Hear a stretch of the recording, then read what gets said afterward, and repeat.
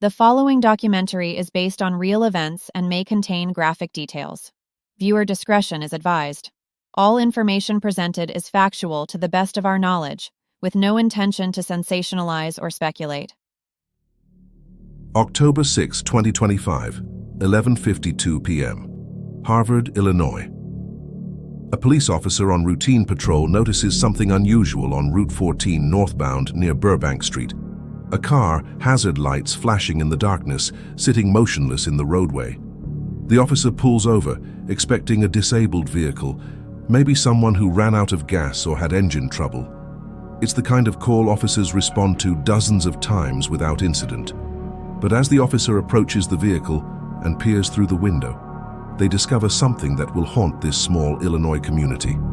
Two people, both deceased, a woman behind the wheel, a man in the passenger seat, both with gunshot wounds to the head, a firearm recovered inside the vehicle. The victims are Rachel Dumovich, 29 years old, and Brandon Dumovich, 30 years old, newlyweds from Sharon, Wisconsin. They were 6 days away from celebrating their first wedding anniversary. Just hours before their deaths, Rachel posted on Facebook a sunset photo from their recent honeymoon in Greece with the caption, "Forever chasing sunsets, wishing we were back in Greece." Minutes later, she updated her profile picture with a smiling photo of her and Brandon together. And then, sometime between those final social media posts and midnight, something happened in that car. Something that ended two lives and left investigators searching for answers in a case where the physical evidence tells one story, but the digital footprint of their final hours tells another.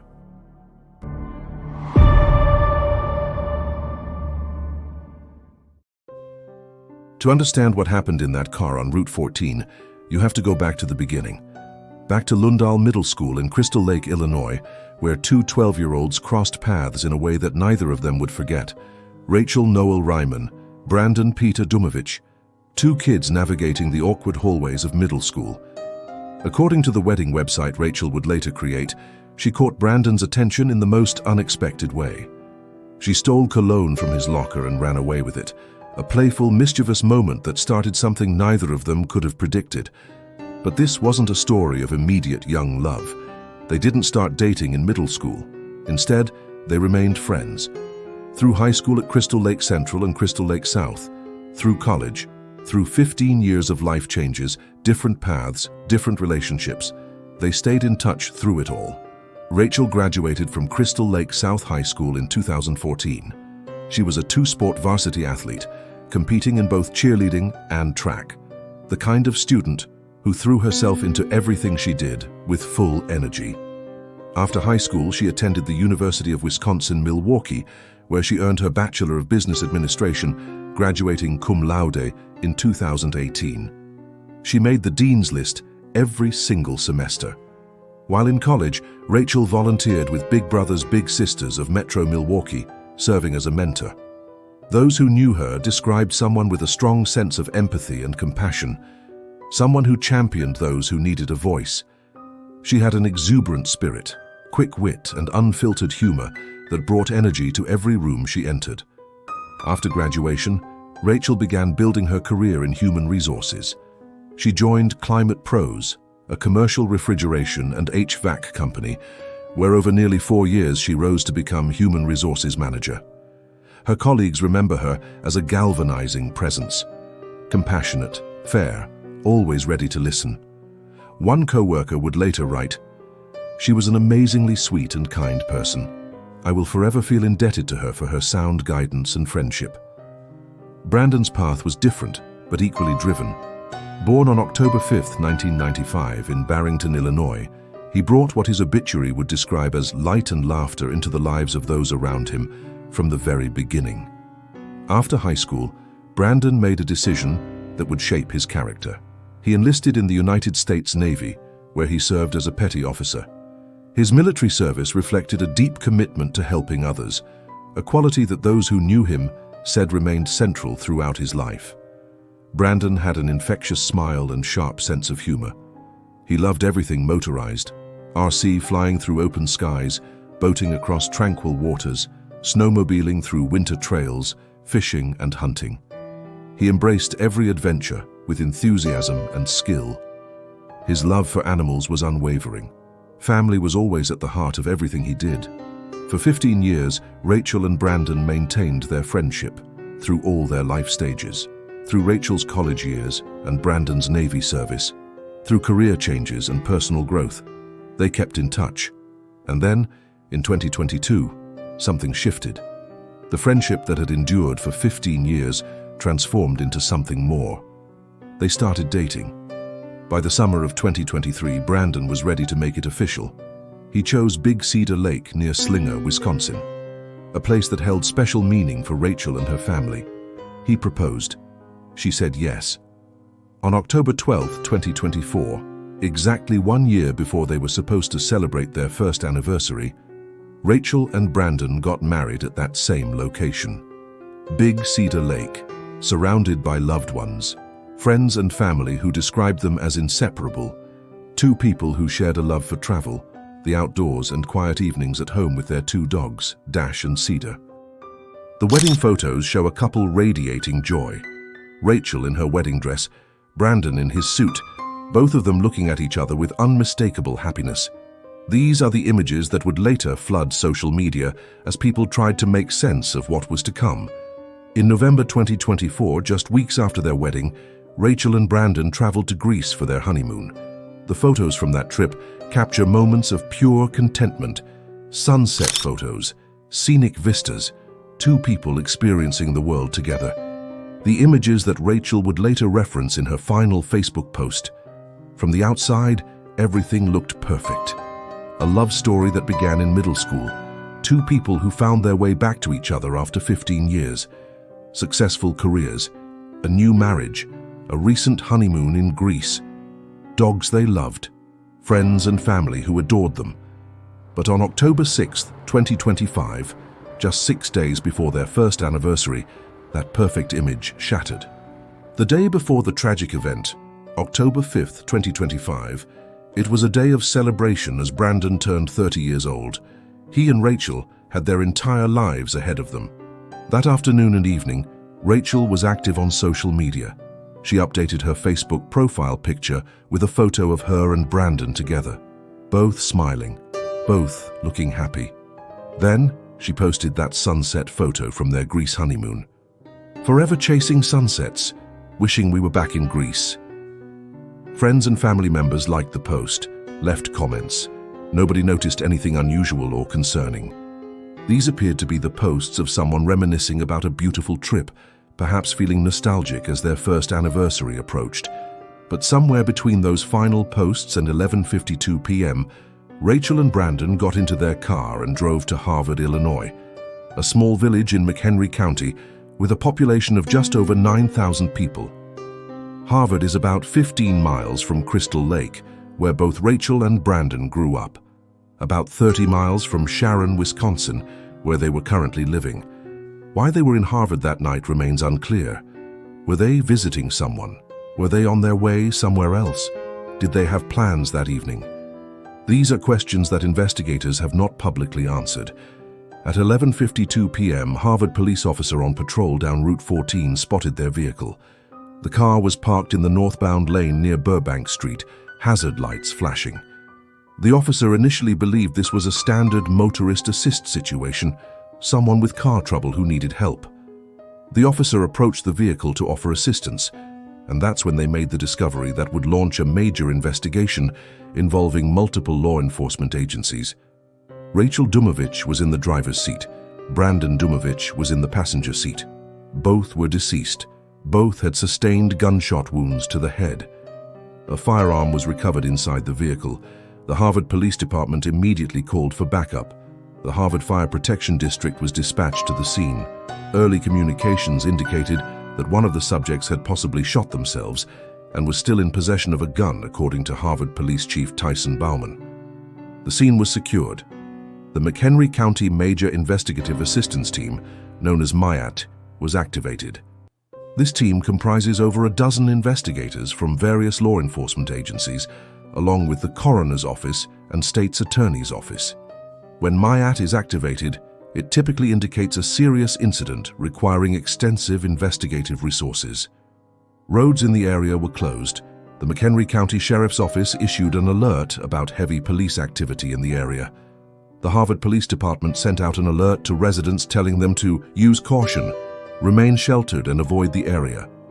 For hours that night and into the early morning of October 7th, investigators worked the scene, processing evidence, documenting everything, trying to understand what happened in that car. At approximately 7:30 a.m. on October 7th, the Harvard Police Department sent out another alert. The police activity had concluded, roads were reopened, and critically, the department stated there was no ongoing threat to the community. That phrase, no ongoing threat to the community, is significant in law enforcement communications. It typically indicates that investigators do not believe a perpetrator is at large. It suggests the incident was contained to the individuals involved. The McHenry County Coroner's Office took possession of both bodies for autopsies. On Wednesday, October 15th, McHenry County Coroner Dr. Michael Rhine released preliminary autopsy findings. Both Rachel and Brandon died from gunshot wounds to the head, single gunshot wounds. But critically, Dr. Rhine stated that the manner of death for both of them has not been officially ruled. The investigation remains active as investigators await the coroner's final report and the review and processing of additional evidentiary items. Harvard Police Chief Tyson Bauman addressed the media, carefully choosing his words. While a murder-suicide is a potential scenario, no final determination has been made.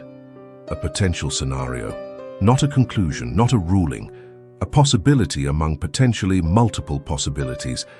Let's examine what we know based on the available evidence and public statements from law enforcement. The physical evidence at the scene includes the position of the bodies, Rachel in the driver's seat and Brandon in the passenger seat. Both sustained single gunshot wounds to the head. A firearm was recovered inside the vehicle.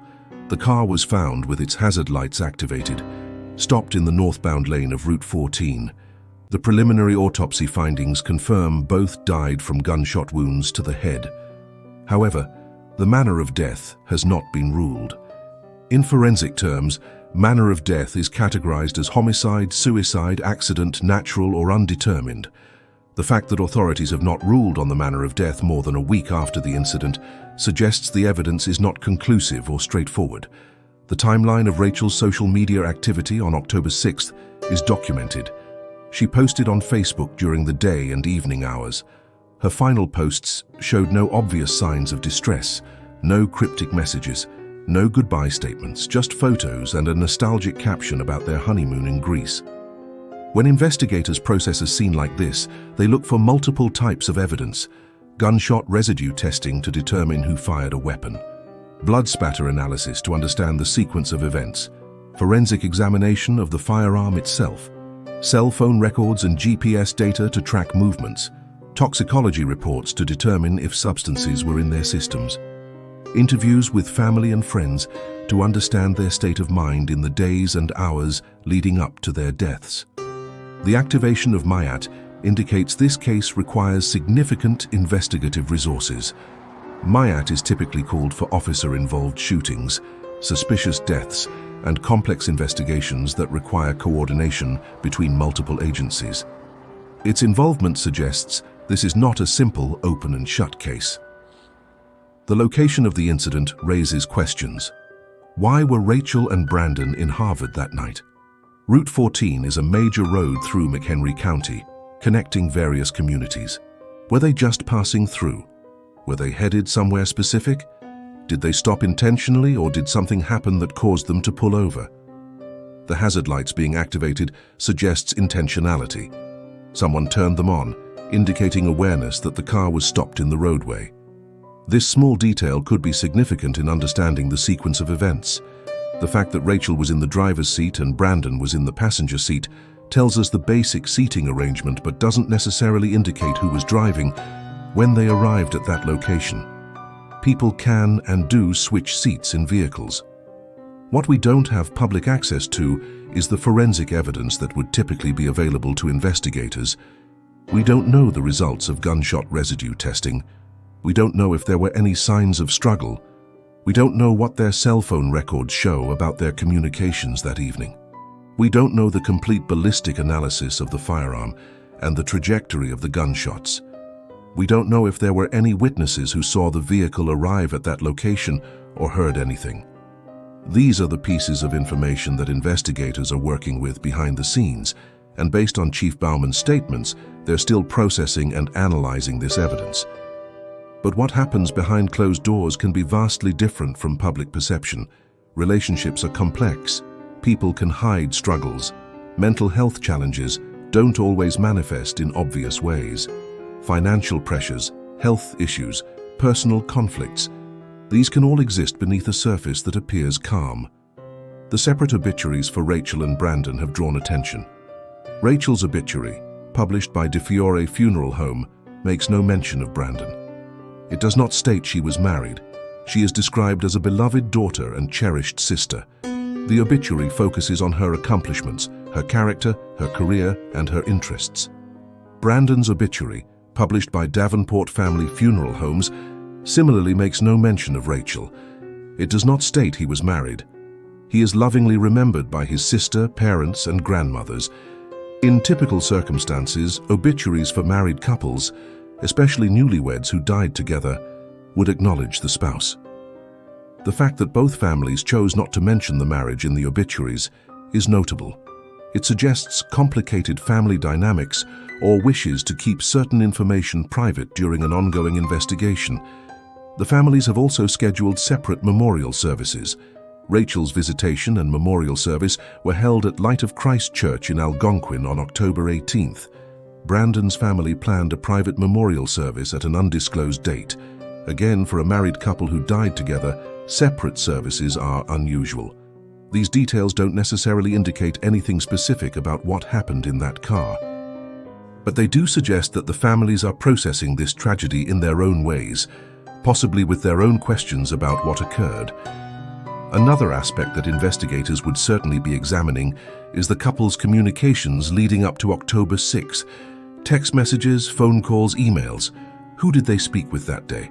What was the content of those conversations? Were there any arguments or conflicts documented? Were there financial transactions? Were there any Google searches or online activities that provide insight into their state of mind? Modern investigations rely heavily on digital forensics. Cell phones contain a wealth of information about a person's last hours, location data from GPS, app usage, browser history, messages, photos. All of this can paint a picture of someone's mindset and activities. If this case has affected you, if you found yourself thinking about Rachel and Brandon, about their families who are now living through unimaginable pain, please take a second to share this video. These stories matter, these lives mattered, and the more people who are aware of cases like this, the more conversations we can have about the complexities of mental health, relationship dynamics, and the importance of checking in on the people we love. Hit that share button. Send this to someone who cares about true crime told responsibly and with respect for those involved.